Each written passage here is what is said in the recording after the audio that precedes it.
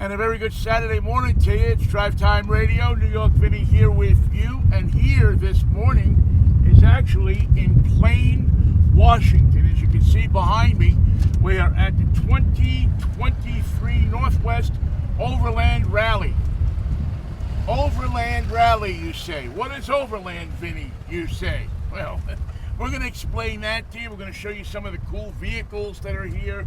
If you are interested in getting off the grid a little bit in your vacation plans this year. I know everybody can't live off the grid, but if you're interested in getting off the grid in your vacation plans this year, you may want to jump in the car today and jump out to Plain, Washington. There's still one day left. Saturday's going to be the big day, and they have a ton of stuff, a ton of seminars, and a ton of cool stuff going on here today, including picking an overland vehicle, all the different kinds of accessories from the solar to bedding. Had some really neat looking beds that you can put in these things. Figuring out what is the right vehicle for your application.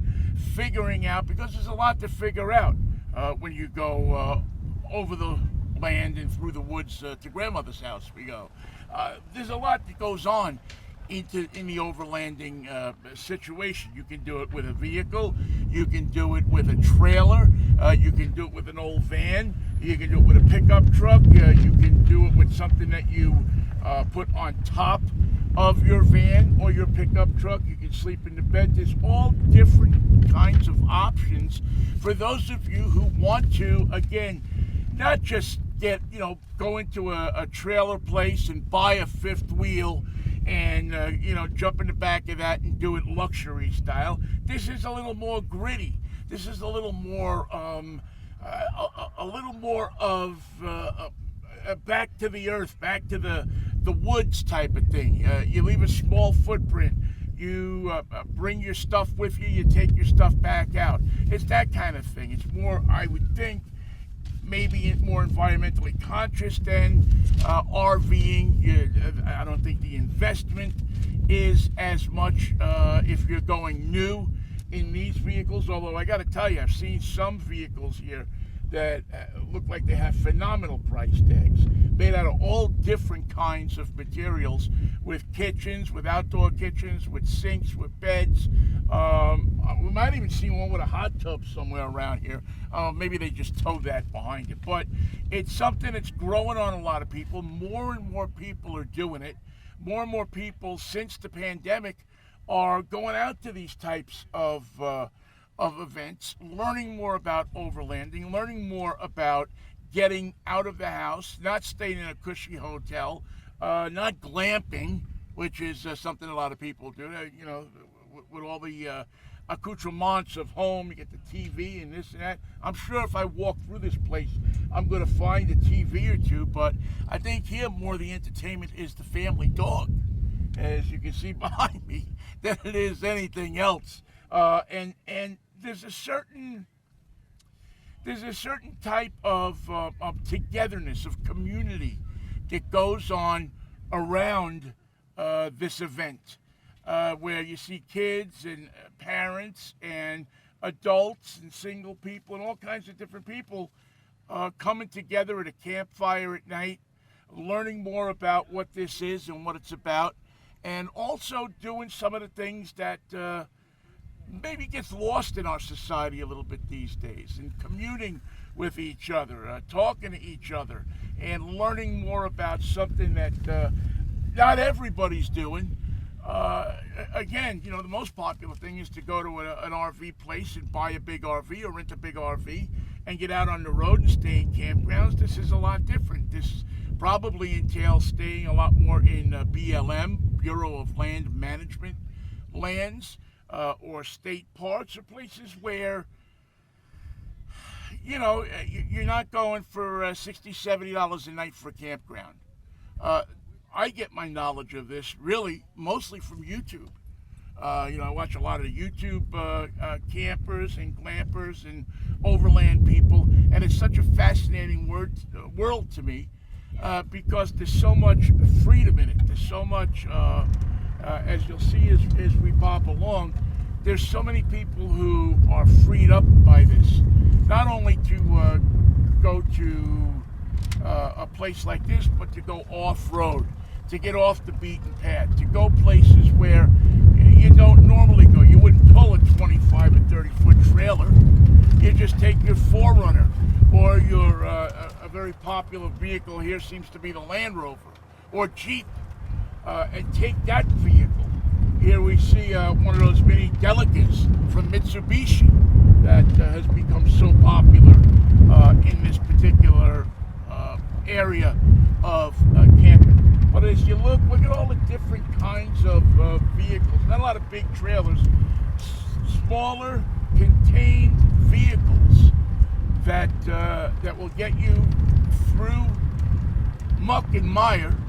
And if you want to go through muck and mire, there's a lot of people around here who are willing to teach you how to do that.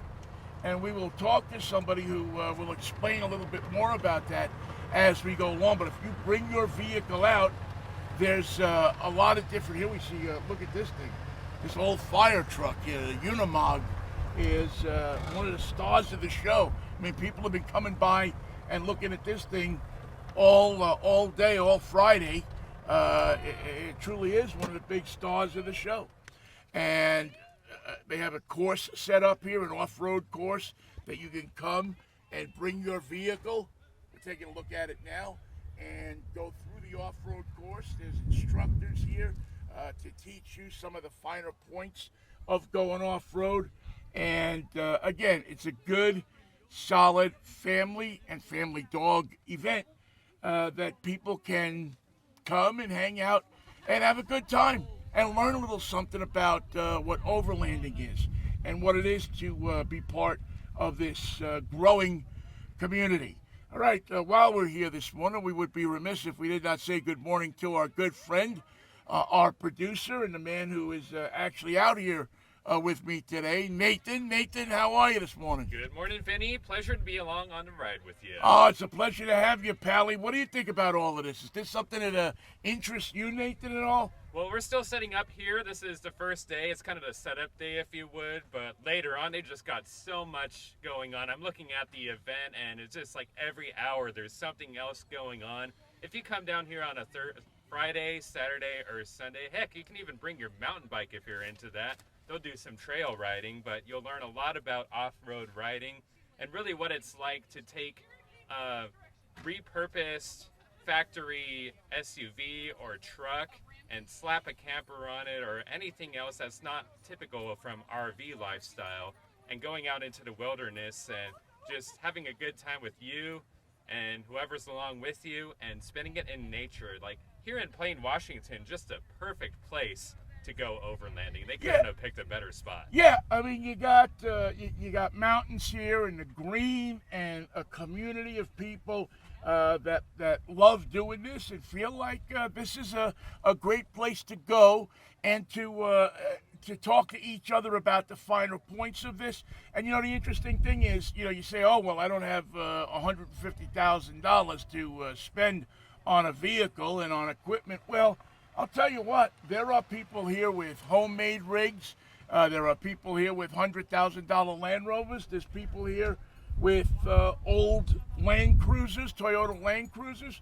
There's a little bit of everything here. So I don't think it's a matter of how much money you have. It's a matter of how creative you want to get, how much you can put into building one of these. Because a lot of these people here are building these things out themselves, or they have people here that, you can go to them with a plan and a budget, and they'll build something for you. So it's definitely an interesting part of this phenomenon that we see sweeping across the nation of people wanting to get, not stay in just hotels, to have experiences as opposed to just going on a vacation and lying on the beach somewhere. There's nothing says you can't lie on a beach with one of these things.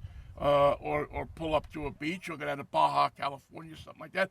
A lot of people do that, but people also go from Baja all the way up to Alaska and, do the Alcan Highway. So there's lots of neat stuff around that. Now, Nathan, is there a question you want to ask me this week? Absolutely, Vinny. Gotta get it. Even though if I'm not in the studio to push the button, I'm just gonna ask you, yo, Vinny, what are you driving this week? What am I driving this week? Nathan, I thought you'd never ask. All right, this week we are driving the 2023 Ford Maverick Hybrid. Now, if you remember a few months ago, we had the Ford Maverick, and I loved this thing. It's a small truck. Ford is kind of leading the way here. Well, actually, it was Hyundai that kind of led the way with the Santa Cruz. But Ford came out with the Maverick, and it's a wild hit, probably beyond their wildest expectations. You have to wait 6 months to get one. But they came out with a hybrid version that the other one was good on gas, and I think 25 or 30 miles per gallon. The hybrid is even going to be better than that. And it carries all of the attributes of the Maverick that we talked about the last time. Spacious, recycled materials inside, nooks and crannies and places to put all different kinds of your tools and your drinks and everything like that. It's a rolling picnic basket in some ways. Go figure. But the Maverick Hybrid is, I think, going to be another hit for Ford. And we get a chance to have fun with that this week. Take it out, ride it around a little bit, take it out and show it to the people here at the Northwest Overland Rally. And so far, it seems to be a really big hit among people. Everybody looks and they haven't seen a lot of these. We're in a world of Toyotas and Jeeps and Land Rovers, so it's nice for them to see something different as well and see something that they haven't seen before. So that's what I'm driving this week, the 2023 Ford Maverick Hybrid pickup truck. Ford's new small truck that, listen, it's a hit. Toyota's coming out with one. Dodge Ram is going to have one before too long. So the small truck, the small manageable urban parkable pickup truck is being revived, and in a big way with Ford really leading the way. Okay, we'll take a quick break here. When we come back, we're going to learn a little bit. We're going to take a look at one of the coolest vehicles here. I think that's what we're going to do. We're going to check out one of the coolest vehicles. We are at the Northwest Overland Rally in Plain, Washington. It runs the rest of the day today, Saturday. So if you're not doing anything, jump in the car, 15 minutes north of Leavenworth. You can even go on the new ride that's in Leavenworth and check out that new park that's there, that adventure park that they put up that opened up a couple of weeks ago. So it is Drivetime Radio. I'm New York Vinnie. Stick around. We got more coming on 1150 KKNW.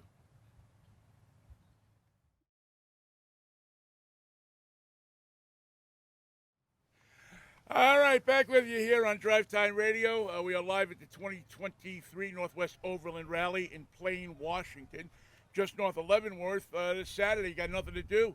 Come on up, go out, get in the car, take the kids, come up here, and you'll learn a little bit about overlanding, about trekking, about getting off the beaten path, getting off-road, and seeing a little bit of the world that you don't see every day. We get a chance now to talk to it.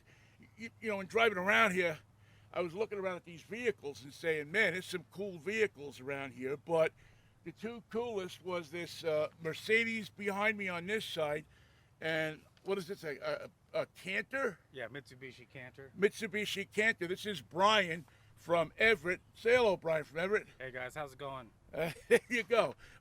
Brian, you have a business that sells these vehicles. Like, these appear to be old Japanese or Korean fire trucks. This one on the left, the Mitsubishi, is Japanese. It's a Japanese import. We call it JDM, Japanese Domestic Market. Yeah. And this one started life in Japan as a portable pump truck. We removed the pumping, apparatus and got it kitted for some overland adventure. And the one behind me is a Unimog, which seems to be like the hot vehicle in overlanding, in off-road, get away from it all, kind of camping and seeing the world. Yeah. The Unimogs are pretty capable. They've got pretty robust drivetrain. They've got stock 41-inch tires. They've got portal axles. They've got locking differentials. 8 speeds forward, 8 speeds reverse. Wow. Yeah, we only use about half of those driving around town. Yeah. So but the thing about that is you'll pull a tree stump out of the earth with it, right? I mean, it's so low geared. I would think that you could do just about anything with this and go anywhere up to the top of a mountain if you want. Very true. Yeah, this weighs 12,300 pounds, and it will pull a stump. What is I I see these now for sale up along Aurora. You have them for sale. What is the attraction? What kind of person buys one of these things? Well, someone that wants, something that's going to be really capable and tough, and the ability to carry a lot of gear and weight and whatever someone wants to build up, they can do it because it's got, it's very modular systems. Right. So you can, if you want a mountain climb, or you can go off, to the upstream as far as you want to get in one of these things, and these things will get you up there. Yeah.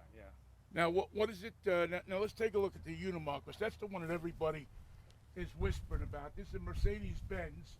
I'm thinking diesel fuel. Yeah, diesel. It's got an inline six turbo diesel. It's a 5.7 OM356 is the name of the engine. Yeah. And originally it was a Swedish fire truck. So you're looking at the fire box here. That was built for Swedish fire crew. And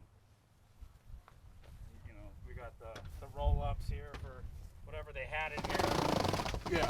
Now we got some gear. We got some camping gear. Pop that over yeah. if you want. Not much in that one. There was a generator there in the past. We've got some ladders here. Oh, so you're all set here. I mean, you can load this stuff up with your camping gear. Probably sleep on the top, right? Yeah, it's a pretty big flat platform up there. I've done that. I've slept up there. What is if you want to buy one of these in this kind of shape, and this one seems to be in pretty good shape, what are you looking at? How much are you looking at to buy something like this? The market's pretty wide right now. There's a lot of bring a trailer Unimogs. Yeah. Going up on auction. I've seen them go from like 50 to 75.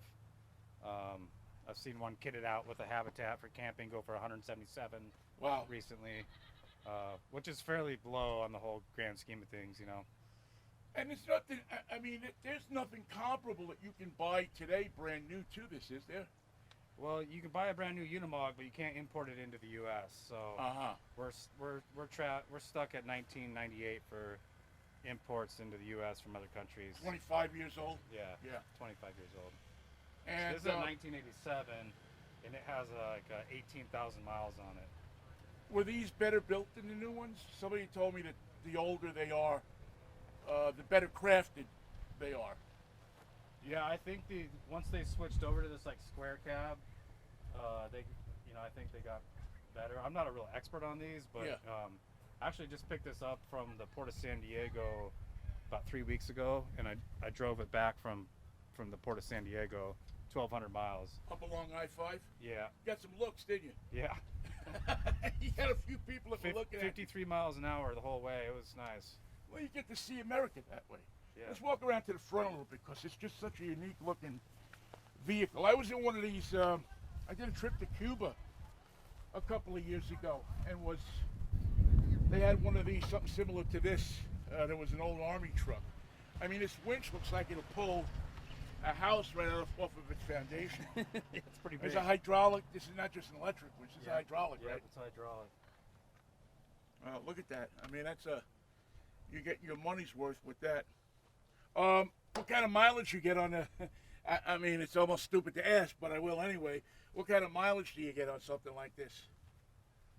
Well, I was doing some research, and they were saying 13 miles a gallon. Not bad. And I never really was able to calculate it on my trip, but I think it was doing about 13.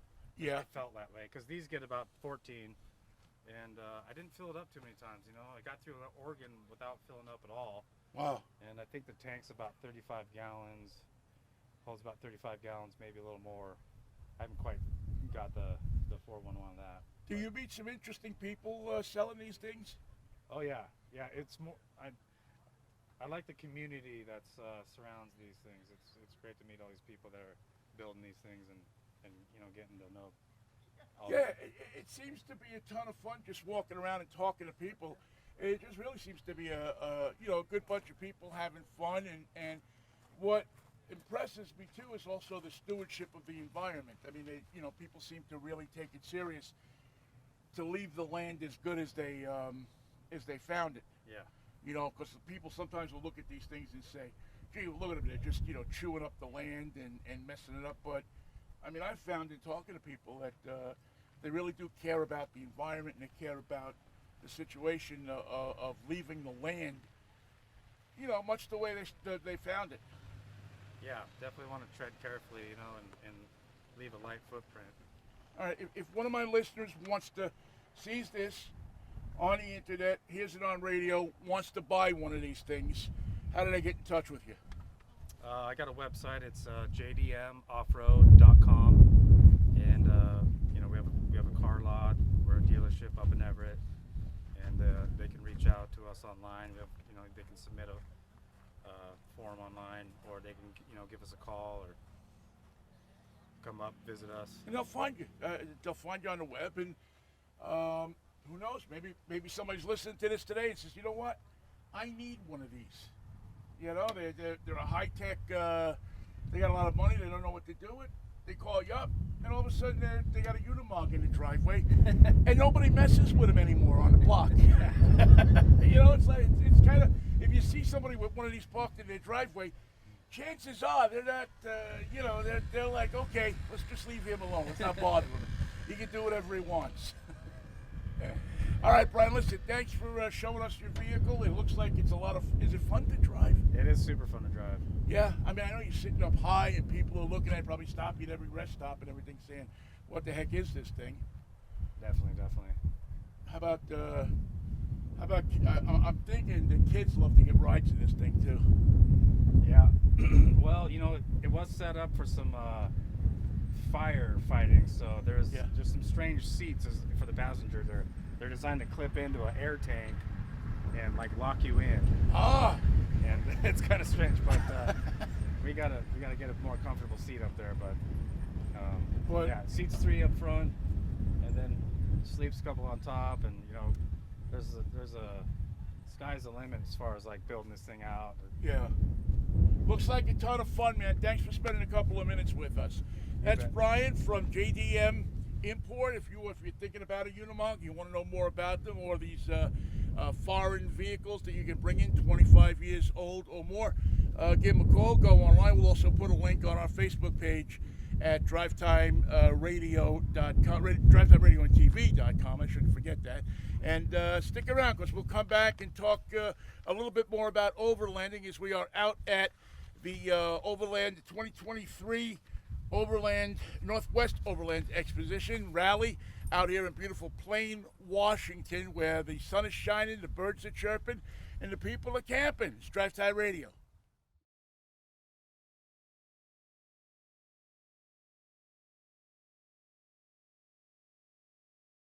You play really loudly. I can't play really loudly. Just louder. Because this is really loud. Okay, do me a favor. Tell me your name. Nikki Panic. Nikki Panic? Yes. And I'm Chris. Okay, anytime you're ready. All right. Round 2.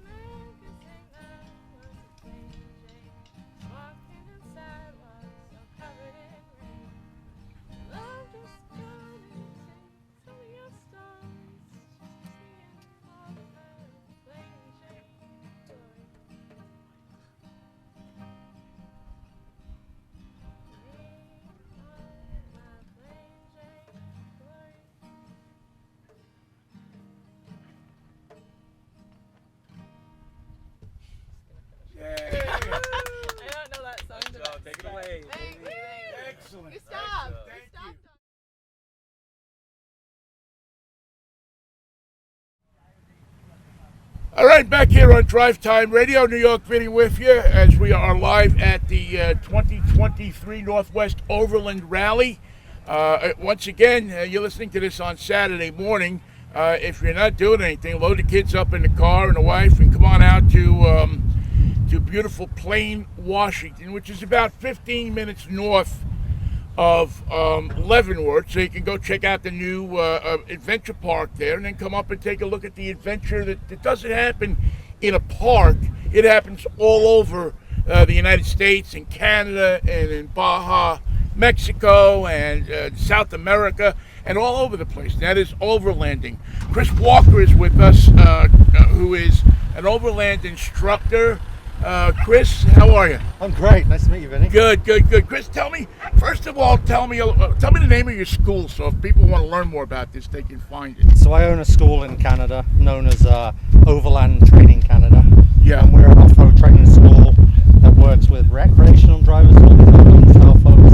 And then a major part of the business is industry, so oil and gas, mines, forestry, that kind of stuff. Driving their 4x4 vehicles into whatever situation they need to drive in. Right, because especially up there in Alberta, in the oil Exactly. country up there, Yeah.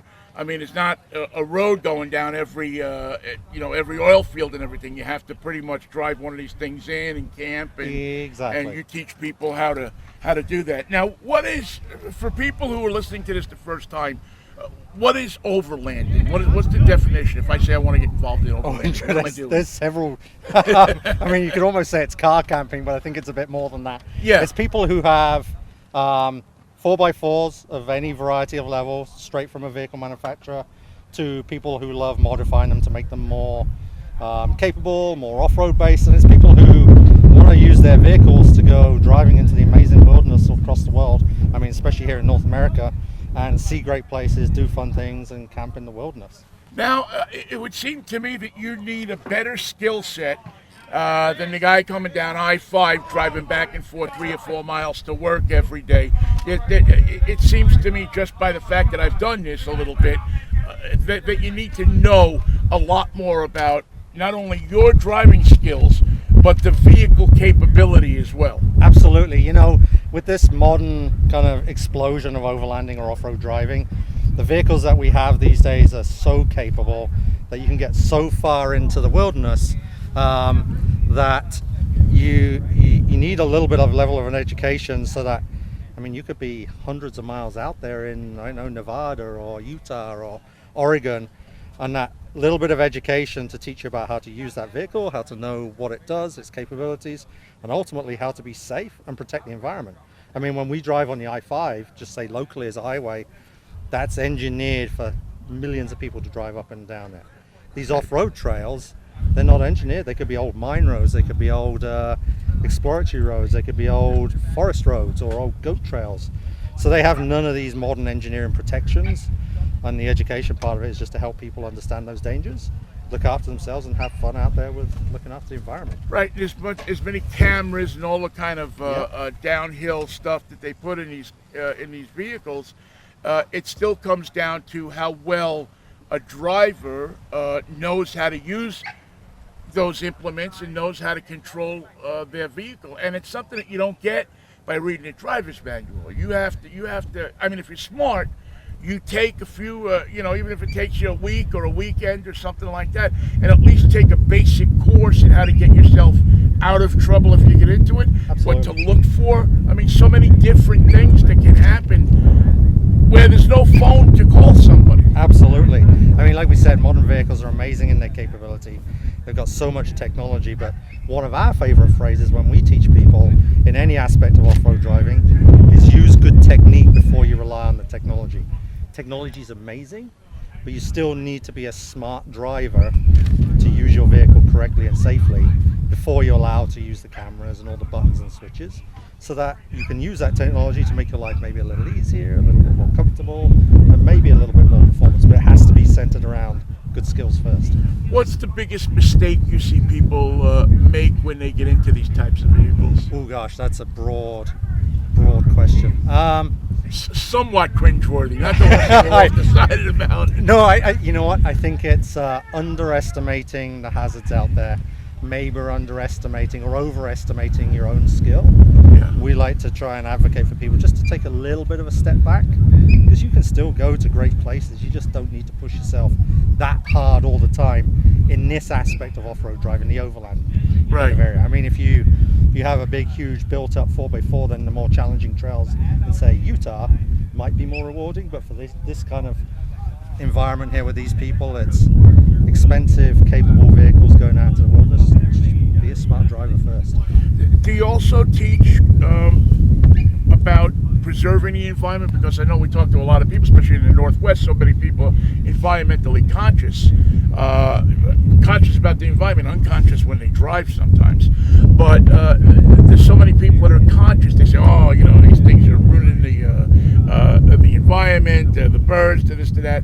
But I would think that to be successful at this, you also have to have a cognizance of what's going on with fuel, with tires, and all the different things that go into running one of these things through a forest. Honestly, I think that's probably the primary focus that we should all have.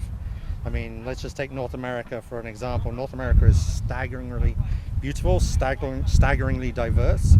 If we don't act as a group of enthusiasts in a responsible manner out on those trails, I mean, the BLM, they have a lot of terrain to look after. If there's a problem, they'll do something to try and manage it and allow people to use it, but there comes a time and a place when those lands get reduced. So one of the biggest principles that we teach and we advocate for is an organization called Tread Lightly. Really, it's an amazing organization. Look it up on the internet, and it just gives some really simple skills about how to act in the wilderness, be it driving, motorbiking, hiking, whatever it is. Really, you're trying to travel through that terrain without leaving a trace. Right. Leave it better than you found it. We're trying not to widen trails when something gets harder. We're being mindful of the season, whether it's rainy or wet or snowy. Really, we want those trails to be there for generations to come, so that we can all enjoy how beautiful this country is. This is a lot of fun. This it really is is. I mean, I'm an old racer, old drag racer and stuff, but this to me seems like it's a lot of fun because, number one, you can take people with you. Yeah. You can involve your family. It's fun for kids, and it just seems to be a way to connect with nature. And one of the things that I like about it too is that it also is a hobby, a sport that can include disabled people that maybe couldn't hike up to a place, but yet they can drive a vehicle up to a beautiful spot and see things that they may have never been able to see before. 100%. All age levels, all experience levels. The wilderness out here, and I mean globally, but North America particularly, is so varied. The more we have the opportunity to explore that, it's only good for the human health. I think being out there in the fresh air and seeing these amazing spots is something that's really important, especially to this user group. When people graduate from your class, what's the last thing you tell them before they get into their 4x4? You haven't stopped learning. Great words. Right. How do people find you, Chris? Overlandtrainingcanada.com. And we teach globally. We're based in Canada, but we work all over the world. Chris, thank you so much, man. My Appreciate pleasure, it. sir. Thank you. All right. Thanks very much.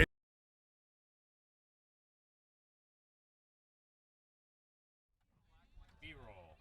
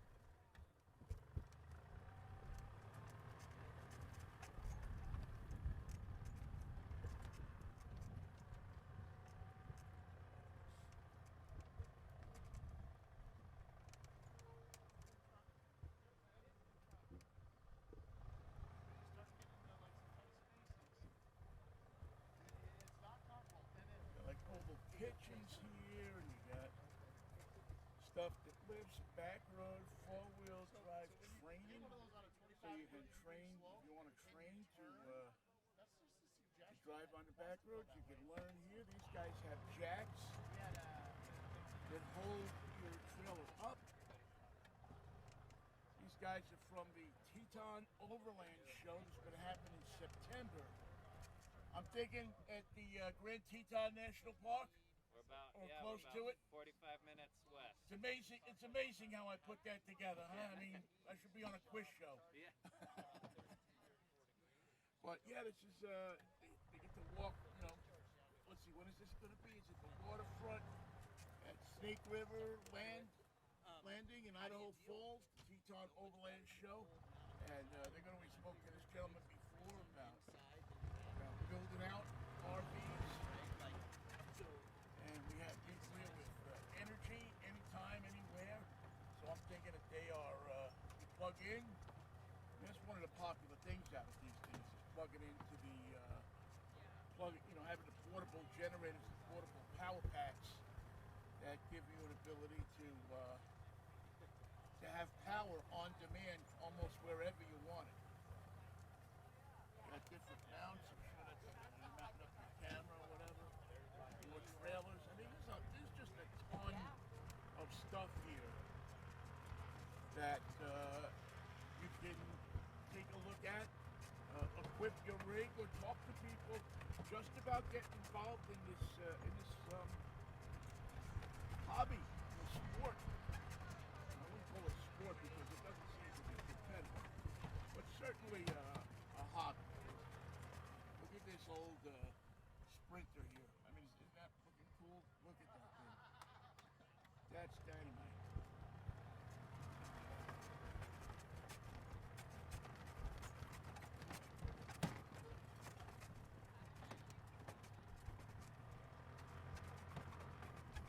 Get a lot of lights. I'm a light guy, so we have people here that sell lights.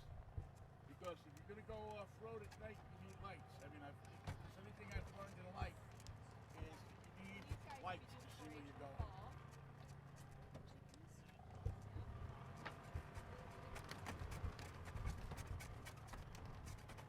You would have a self-portrait photographer, which is something I think everybody should have. Nathan, have you ever thought about doing a self-portrait of yourself? It's pretty easy when you got long arms.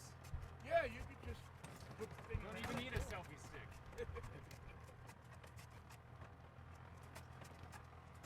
All right.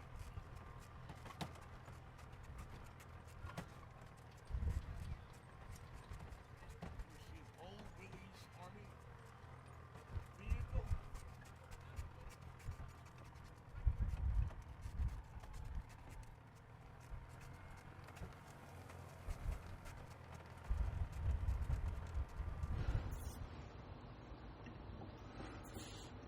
Well, this week it's a ride in an SUV that does nothing wrong. A 2024 Mercedes-Benz GLE53 AMG.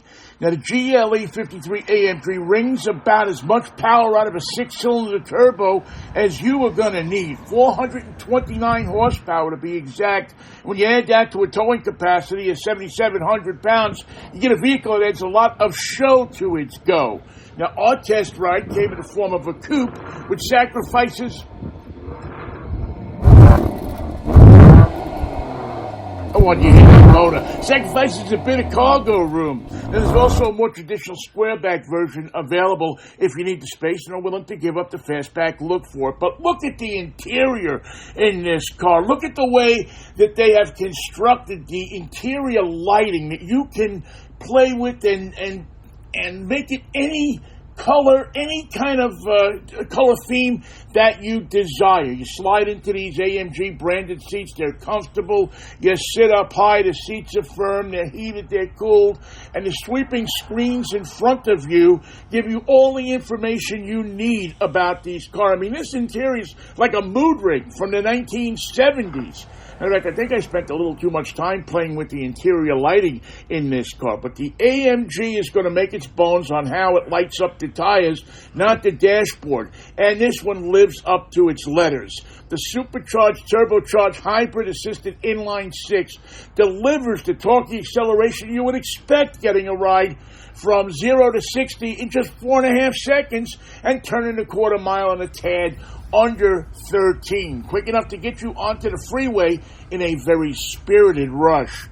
Once on the road, the adjustable drive modes and electronic suspension can be set for comfort or sport or whatever you really need it to do. And all of it helps the 22-inch Yokohamas grip the road and hug the blacktop on the more curvy back roads.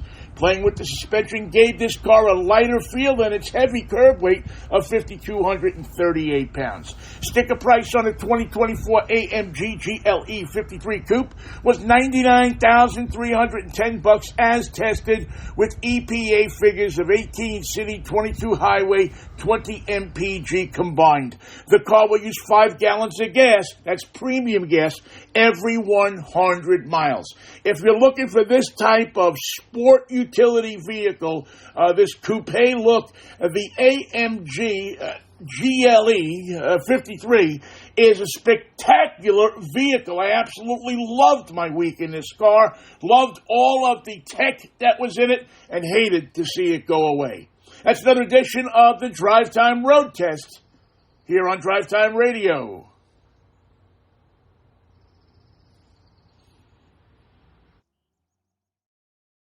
All right, that's going to put another edition of Drive Time in the books. Thank you so much for watching.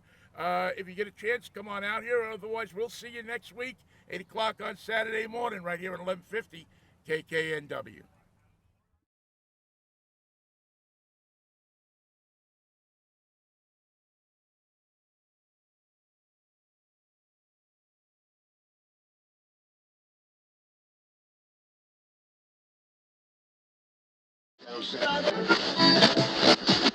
Okay.